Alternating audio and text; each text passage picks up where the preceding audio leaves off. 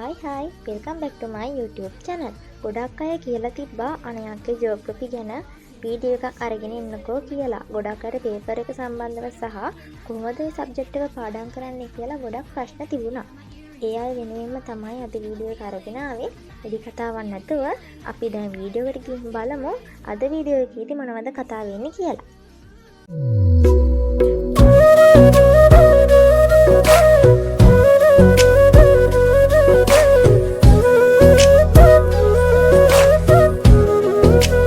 Geography වල syllabus එක ගත්තම කොටස් තුනකින් සමන්විත වෙනවා. පළවෙනි කොටස තමයි භෞතික භූගෝල විද්‍යාව, දෙවෙනි කොටස තමයි මානුෂ භූගෝල විද්‍යාව, තුන්වෙනි කොටස තමයි ප්‍රායෝගික භූගෝල විද්‍යාව.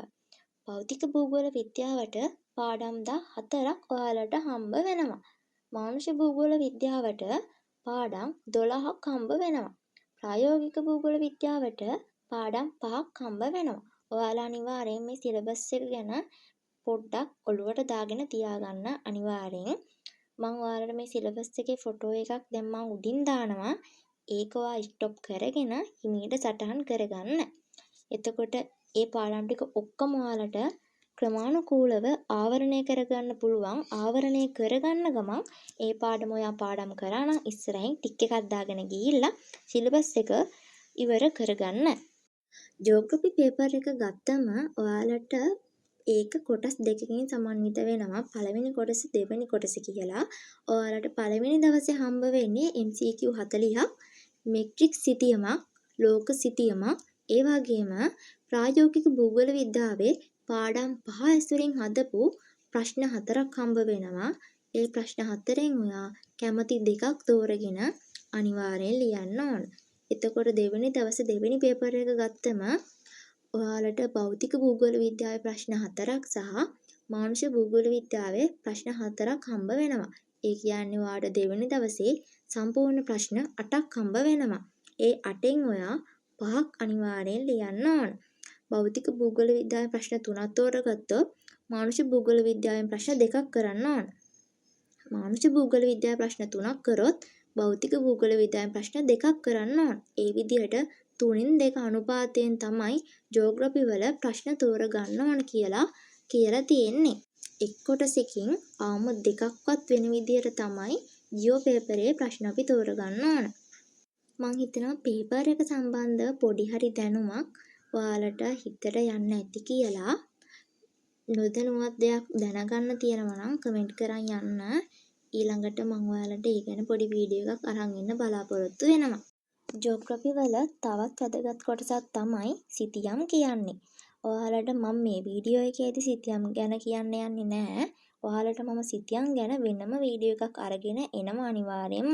එතකොට ඔයාලට ඒ සිතියම් ටික බලාගත්තට පස්සේ එක්සෑම් එකට හොඳ ලකුණක් ගන්න පුළුවන් වෙයි කියලා මම හිතනවා. දැන් අපි කතා කරමු කොහොමද මම එක්සෑම් එකට ජියෝග්‍රැෆි පාඩම් කරේ කියලා. මම මුලින්ම කොලයක් ගත්තා. කොලයක් අරගෙන භෞතික භූගෝල විද්‍යාවට අයිති පාඩම්, මානුෂ භූගෝල විද්‍යාවට අයිති පාඩම්, ප්‍රායෝගික භූගෝල විද්‍යාවට අයිති පාඩම් ටික වෙනම කොලයක ලියාගෙන කෙටි ප්‍රශ්න කියලා ටොපික් එකක් දැම්මා.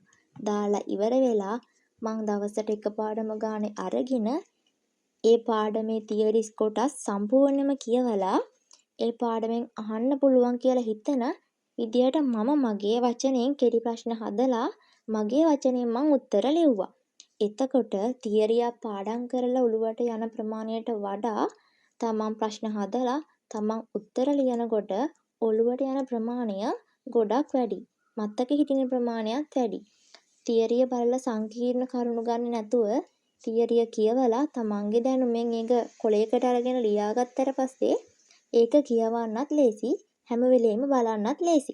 මං හිතනවා ඔයාලට ජියෝග්‍රැෆි අමාරු වෙලා තිබුණා නම් දැන් මං කිව්ව විදිහට පාඩම් ටික අරගෙන දවසට එක පාඩම ගානේ කියව කෙටි ප්‍රශ්න හදලා උත්තර ලියලා ඔයා ලස්සනට පැත්තකින් තියලා තියන්න. දැන් මම මගේ කෙටි ප්‍රශ්න දකිනකොට මට ගොඩක් සතුටුයි. මොකද මං එක්සෑම් එක කාලේ මහන්සි වුණා. මට ඒවට ගොඩක් සතුටුයි. ඒ වගේ දවසක සතුටක් දැනෙන්න දේවල් එකතු කරගන්න ගමන් ඔයාලට පාඩම් කරන්න කියලා මං ආදරයෙන් මතක් කරනවා. ඊළඟට ජෝග්‍රෆි වල කට්ටිය ගොඩක් කිව්වා භූරූප පාඩම අමාරු විනයක්කේ කියලා. භූරූප පාඩම ගොඩක් ගැඹුරින් හිතුවොත් ඒ පාඩම ගොඩක් අමාරුයි විදියට තමයි අපිට දැනෙන්නේ. මම භූරූප පාඩම් කරේ මම තියරිය විදිහට මම කෙටි ප්‍රශ්න ටික හදලා භූරූප වල තියරි කොටස ආවරණය කරා.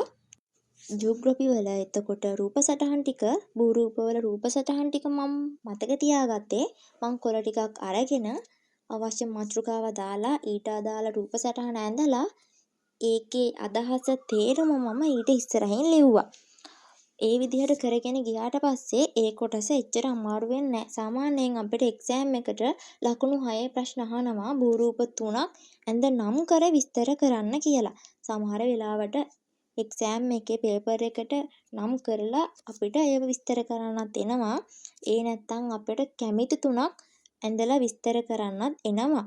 ඒ දෙකටම රෙඩි වෙලා තමයි අපි ඒක කරන්න ඕන. තමන් කැමති 3ක් ප්‍රැක්ටිස් වෙන ගමන් ඉතුරු රූප ටිකක් තමන් බලාගෙන යන්න ඕන. එතකොට එක්සෑම් පේපර් එකේ මොන විදිහට ප්‍රශ්න අහලා තිබුණත් අපිට බය නැතුව ඒකට ලියන්න පුළුවන්. මං හිතනවා දැන් කොහොමද පාඩම් කරන්න ඕනේ කියලා හරි පොඩි අදහසක් යන්න ඇති කියලා. ඔයා සබ්ජෙක්ට් 3 බැලන්ස් කරගන්න ගමන් පාඩම් කරන්න දන්නේ නැති කෙනෙක් නම් මං කලින් වීඩියෝ වල දාලා ඇති කොහොමද සබ්ජෙක්ට් 3ම බැලන්ස් කරන් පාඩම් කරන්න කියලා. ඔයා ඒ වීඩියෝ ටිකත් බලන්න කියලා මං ආයෙත් මතක් කරනවා.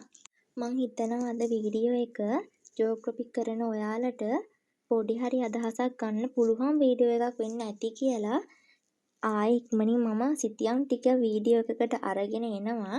එහෙනම් හැමෝම පරිස්සමට සතුටින් hina වෙලා පාඩම් වැඩ ටික මග අරගන්න නැතුව හොඳට කරගන්න. අනිවාර්යෙන් හොඳ ඒකක් දාන්න හොඳට පාඩම් කරන්න කියලා මම ආදරෙන් මතක් කරනවා.